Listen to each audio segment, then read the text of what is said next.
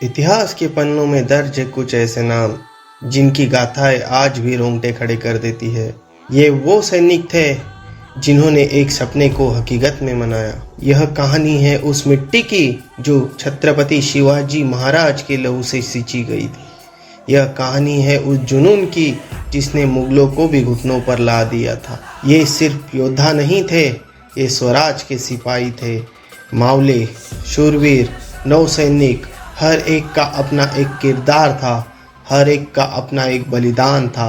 अगले कुछ एपिसोड्स में हम आपको ले चलेंगे मराठा साम्राज्य के उन गुमनाम नायकों की दुनिया में। उनकी रणनीति, उनकी हिम्मत और उनके हौसले की हर एक कहानी आपको बताएंगे। तो हो जाइए तैयार इतिहास के एक ऐसे सफ़र के लिए जो आपने पहले कभी नहीं देखा, क्योंकि ये सिर्फ कहानी नहीं, ये गौरव है हिंदुस्तान का।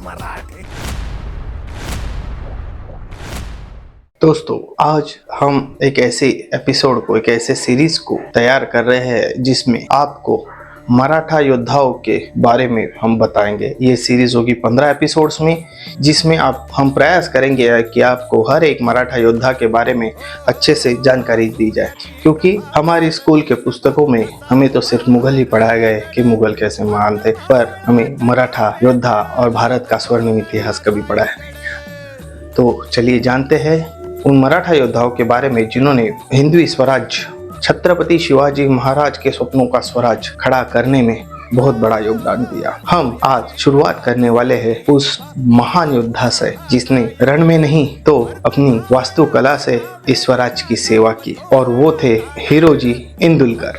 वैसे तो दोस्तों, इतिहास के पन्नों में उनका जन्मगांव, उनकी बर्थडे, उनकी डेथ, इसके बारे में तो ज़्यादा जानकारी नहीं है। हाँ, पर उनका स्वराज्य में पहला जो उल्लेख आता है वो प्रतापगढ़ फोर्ट के निर्माण के वक्त आता है।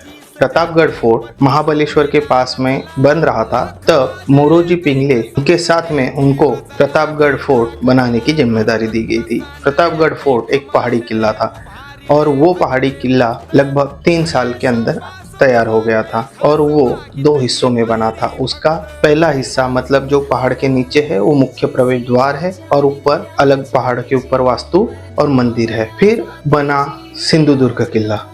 सिंधुदुर्ग किला शिवाजी महाराज के दूरदृष्टि का एक बहुत अच्छा प्रतीक है।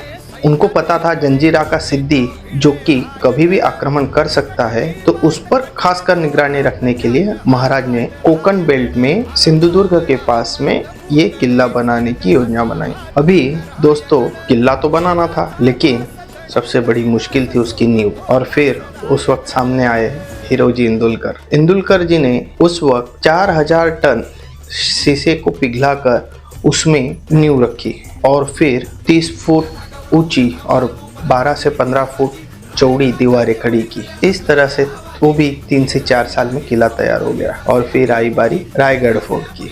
रायरी, जिसको आज हम रायगढ़ के नाम से जानते हैं, वो था पहले रायरी का किला। महाराज ने कहा, हिरोजी, इसको एक ऐसी वास्तु में ढालो कि हम इसे अपनी साम्राज्य की राजधानी बना पाए। फिर क्या था, एक पहाड़ी किला बनाने में हिरोजी ने अपना पूरा कौशल लगा दिया। लेकिन उस वक्त एक वक्त ऐसा भी आया कि महाराज औरंगजेब के निगरानी में आगरा में कैद हो गए, और यहाँ पे हिरोजी को आधा किला बनने के बाद पैसों की अड़चन आने लगी। पर मराठा मावला है, उसने हार नहीं मानी। उसने खुद का घर बार बेच दिया, जमीन बेच दी, अपनी पत्नी के गहने बेच दिए, और एक अविश्वसनीय, अतुलनीय ऐसा रायगढ़ किला उन्होंने खड़ा किया।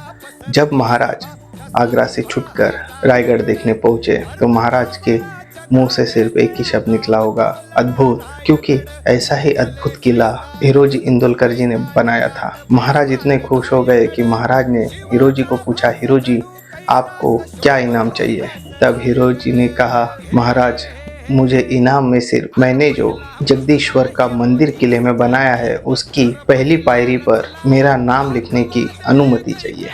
महाराज अचंभित हो गए कि ये कैसी मांग है। तब महाराज ने पूछा, हिरोजी, ऐसे क्यों? तब उन्होंने कहा, महाराज, जब भी आप जगदीश्वर के मंदिर में दर्शन के लिए आएंगे और आप उस पायरी पर पैर रखेंगे तो आपकी पैरों की धूल मेरे नाम पे गिरेगी, तो मैं समझूंगा वो मेरे मस्तक पर गिर गई और मुझे आपका आशीर्वाद मिल गया।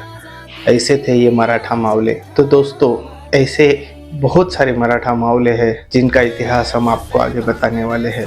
तो इस सीरीज़ को ज़रूर देखिए, और ये वीडियो अगर आपको अच्छी लगी है तो मेरे चैनल को लाइक कीजिए, सब्सक्राइब कीजिए, शेयर कीजिए, और ये स्वर्णिम इतिहास पूरे भारत में पहुँचे इसके लिए इस वीडियो को ज़्यादा से ज़्यादा शेयर कीजिए। धन्यवाद।